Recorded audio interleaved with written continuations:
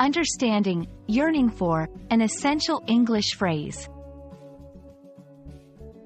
Hello, everyone. Welcome back to our channel where we make English learning easy and fun.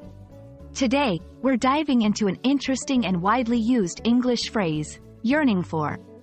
By the end of this video, you'll not only understand what it means but also how to use it effectively in your daily conversations. Yearning for is a phrase that combines the verb yearn, which means to have a strong, often melancholic desire or longing for something, with the preposition for. When you say you are yearning for something, it means you deeply desire it, often with a sense of nostalgia or emotional intensity. For example, she was yearning for her childhood home. This implies a deep emotional desire to return to or relive her childhood experiences. To better understand how to use yearning for, let's look at some examples. 1. Emotional context. After years abroad, he found himself yearning for the familiar streets of his hometown.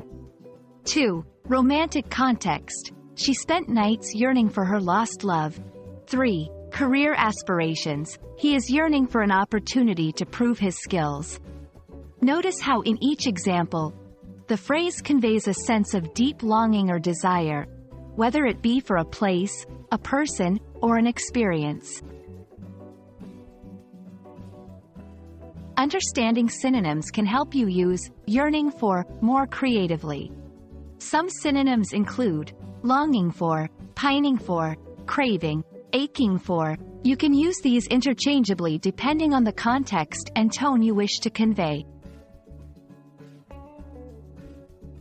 When using yearning for, remember 1. Not to confuse it with casual wanting. Yearning for is much deeper. 2. It's often used for intangible or non-material desires. For example, yearning for love, peace, or a sense of belonging. 3. Avoid overusing it in everyday conversation as it's a phrase with strong emotional connotations. That's all for today's lesson on the phrase, yearning for.